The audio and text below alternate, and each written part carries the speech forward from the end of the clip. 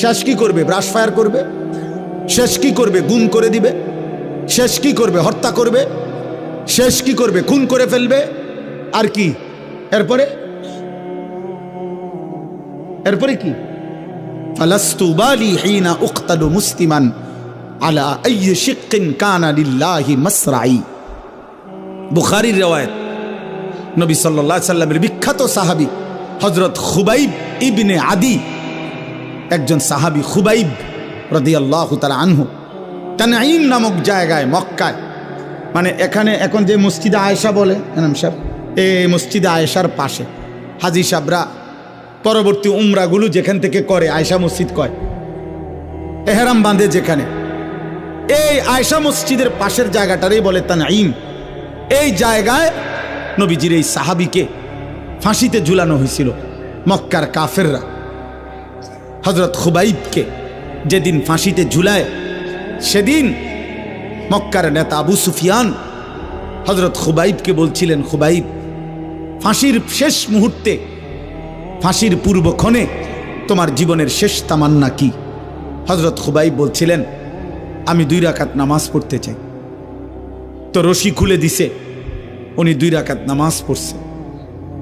2 রাকাত নামাজ পড়ে চোখের 1 ফোঁটা পানি ফেলে 2 হাত তুলে আল্লাহকে বলছে, আল্লাহ, আজ আমার জিন্দিগির শেষ সেজদা।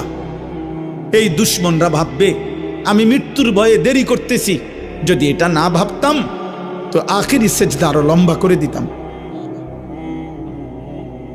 আরো লম্বা করে দিতাম মাওলা। বাকি ওরা বলবে আমি মৃত্যুর ভয়ে দেরি করতেছি, এই জন্য ছোট করে ফেললাম। আল্লাহ, আমার আপনার কাছে আবদার, ওরা আমারে এখন ফাঁসিতে ঝুলাবে। আমার এই ফাঁসিতে ঝুলানোর এই দৃশ্য মক্কায়, নবীজি তখন মদিনায় হিজরত করে চলে গেছেন। হযরত খুবাইব বলছেন, আয় রব্বুল আলামিন, আমার শেষ তামান্না আমার মদিনার নবী যেন মদিনায় বসে আমার ফাঁসির দৃশ্য সরাসরি দেখতে পায়।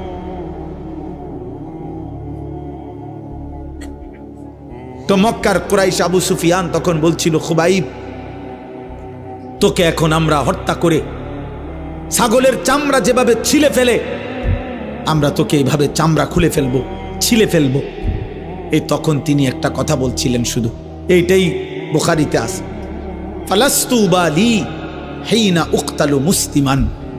আবু সুফিয়ান শোনো, আমি যখন আল্লাহর আনুগত্যের উপরে, ইসলামের উপরে, আমার খোদার সেজদার উপরে যখন মরতে পারছি, অতএব আমি আর কোনো পরোয়া করি না। আলা আইয়ি শিক্কিন কানা লিল্লাহি মাসরাই। তোমরা আমারে যেদিকেই ফিরাইয়া ফাঁসি দাও, যেদিকেই টেনে হিসড়ে শেষ করো, আমার শরীর যা ইচ্ছা তাই করো, আমার কোনো অসুবিধা নাই। আমি আমার রবের গোলামি করে আল্লাহর জন্য জান দিচ্ছি, খালাস। আর কোনো পরোয়া নাই। এই জন্য বাপ, এটা জীবনের মূল অর্থ। আমি গন্তব্য চিনি, এটা আমার জীবনের মূল সার্থকতা। আমরা মুসলমান, এই পৃথিবীর সব আয়োজন ছিল, আছে, থাকবে। আমি থাকবো না, আমি থাকবো না। ক্ষমতার পালা বদল হবে, মানুষের জীবন মান উন্নয়ন হবে, অনেক কিছুই হবে, অনেক কিছুই হবে না। পৃথিবী অনেক কিছুই হবে, অনেক কিছুই হবে না। রোদ উঠবে, বৃষ্টি নামবে, সূর্য উঠবে, চাঁদ উঠবে, আলো আসবে, অন্ধকার আসবে, রাত হবে, দিন হবে, শনিবার রবিবার হবে, সপ্তাহ মাস হবে, মাস বছর হবে, 25 সাল 26 সাল হবে। কিন্তু একদিন আমি থাকবো না, একদিন আমি থাকবো না।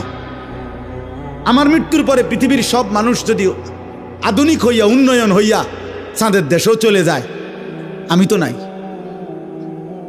আমি তো নাই, আমি তো নাই।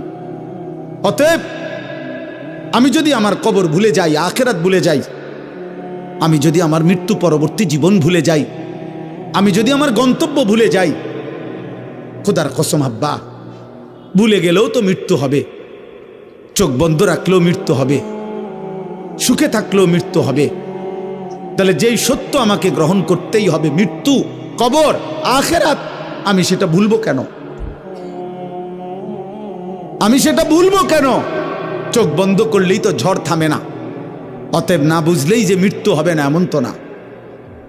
মনে করেন তুফান আসতেছে, ঝড় বৃষ্টি আসতেছে, এখন কেউ যদি চোখ বন্ধ করে বলে কই না, আমি তো কিছু দেখি না, তুফানও হচ্ছে না, বৃষ্টিও হচ্ছে না, কিছুই হচ্ছে না, না রে আব্বা সব হচ্ছে, তুমি ইচ্ছা করে চোখ বন্ধ করে রাখছো, তুমি চোখ বন্ধ করে রাখছো আর কি। অতএব আমি আপনাদের কাছে বললাম, আপনারা অনেক সময় মনে করেন আমরা হুজুররা শুধু আখিরাতের কথা বলি, কবরের কথা বলি, আসমানের উপরে আর মাটির নিচের কথা বলি। না রে বাপ, আরো কথাও বলি। বাকি এই দুই কথা বলা অপরাধ, এই দুই কথা বলা ত্রুটি, এটা আপনারে বলছে কে? আপনি এটা কেমনে সিদ্ধান্ত নিছেন যে আসমানের উপরের কথা বলাটা অসুন্দর আর মাটির তলের কথা কওয়াটা অসুন্দর, অযৌক্তিক? এটা আপনারে কে বলছে? আপনি বলেন। একজন ডাক্তারকে কেন জিজ্ঞেস করেন না, আপনি যা জীবন এই প্যারাসিটামল লই এই তো ফুরা রইলেন, জীবনটা তো শেষ করে দিলেন। আপনি তো কোনোদিন একটা বিল্ডিং এর প্ল্যানিং দিলেন না, ইঞ্জিনিয়ার রে কেন বললেন না আজীবন এই ইট বালু সিমেন্ট নিয়ে পড়া রইলেন? আপনি যে আর কোনোদিন একটা প্যারাসিটামল লিখলেন না।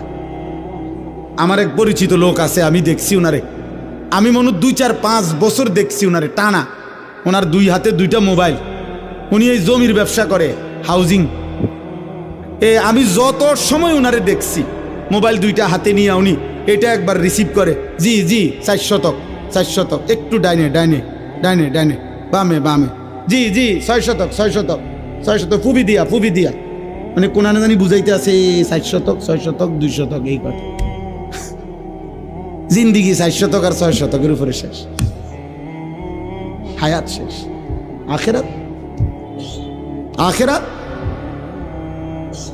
এই জন্য বাপ কোরআনুল কারীমের মধ্যে আল্লাহ বলছে, কুল ইয়াতাওয়াফাকুম মালাকুল মাউতিল্লাযী বুক্কিলা বিকুম সুম্মা ইলা রাব্বিকুম তুরজাউন। আল্লাহ বলে, বন্ধু আপনি বলে দেন, আপনি বলে দেন, আপনি বলে দেন, তোমাদের জন্য আমি আল্লাহর পক্ষ থেকে নির্ধারিত মালাকুল মউত আজরাইল অবশ্যই তোমাদের মৃত্যু ঘটাবে, জান কবজ করবে, অতঃপর তোমরা সকলেই আমি আল্লাহর কাছে একত্র হব আখিরাতে। আখিরাতে এটা ভুলে গেলে চলবে না আব্বা, এটা ভুলে গেলে চলবে না। এই জন্য আমি অনুরোধ করছি, এই ওয়াজ মাহফিলের মূল মাকসাদ, আমার ছোট বুঝ, এটা আমার ছোট্ট বুঝ যে আখিরাত মনে রাখা। আমার জীবনের আরেকটা অংশ আছে, আমার জীবনের আরেকটা গন্তব্য আছে। 2-4টা ভালো কাজ, 3-4টা ভালো কাজ, আমার কথা রাগ হইয়েন না। 2-4টা 10টা ভালো কাজের দ্বারা পৃথিবীতে সমাজসেবক, মানব দরদি, জনদরদি হওয়া যায়। পৃথিবীর বাহবা মিলে, কিন্তু আল্লাহর কসম জাহান্নাম থেকে মুক্তির জন্য, আখিরাতের সফলতার জন্য 4টা ভালো কাজ যথেষ্ট না, 6টা ভালো কাজ যথেষ্ট না। 23 বছরের মুকাম্মাল ইসলাম, 30 পারা পূর্ণ কোরআন আপনার আমার জীবনে শতভাগ বাস্তবায়ন করা জরুরি। খামখেয়ালি করবেন না। আখিরাত 30,000 টাকা না, হাসরের মাঠ জান্নাত টাকা 30,000 না। মসজিদে টাকা 30,000 দিছেন, 4টা ফ্যান কিনা দিছেন, 2 কাতার টাইলস করে দিছেন, জান্নাতের বুঝ হয়ে গেছে না? হ্যাঁ, জান্নাত কিতা 2টা রুম আর একটা বারিন্দা। বহু সাবধান, আমি বললাম বহু ধনাঢ্য ব্যক্তি, বহু সম্পদশালী ব্যক্তি শুধু সাদাকা, মানে শুধু দান সদকাকেই মনে করে আখিরাত, শুধু এটারে মনে করে বড় আখিরাত। মানুষের দেখা হইলেই শুনাইব, হুজুর মসজিদ করছি, মাদ্রাসা করছি, এতিমখানা করছি, লিল্লা বোর্ডিং করছি, এটি সবটি মিলাইয়া একটা আমল সাদাকা। এটি সবটি একটা একটা। 100 কোটি টাকাও যদি আপনি দান করেন, হুজুর আপনি বলেন সবটা একটা আমল কিনা? একটা আমল না। দান সাদাকা 1 লক্ষ কোটি টাকা হোক, এটা তো একটা আমল। তো নামাজ রোজা, হজ, চরিত্রের পবিত্রতা, হালাল উপার্জন। আপনি যে মিশা কথা কন, আপনি যে 2 নম্বরই ব্যবসা করেন, আপনি যে লোন নিছেন 1 কোটি টাকা 200 কোটি টাকা, কারে বুঝান সিটারি? হ্যাঁ, আখেরাত আমার আপনি বুঝ দিলেন, আমি না বললাম মার হাবা জনাব উমক 20,000 মার হাবা, হাবারে মার। ঠিক আছে, মার হাবা তো ঠিক আছে, কিন্তু আসমানওয়ালা খোদার কসম তিনি জিজ্ঞেস করবে কিয়ামতের দিন, বান্দা মিন আইনা ইকতাসাবা ওয়া ফিমা আনফাকা।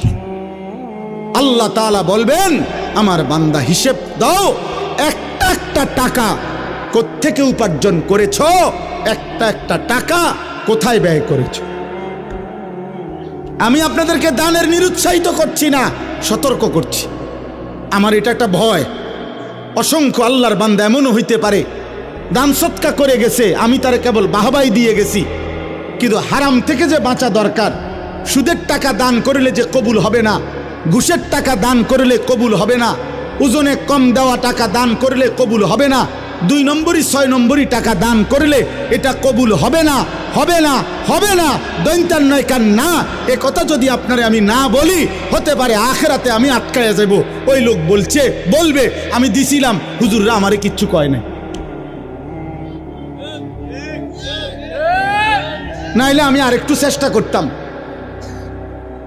আরেকটু নয়তো চেষ্টা করতাম হালাল হারামের পার্থক্য করার, কিন্তু হুজুরা তো বিষয়টা আমার এরকম ক্লিয়ার করছে না, আমার তো কেবল মারহাবা না দিল।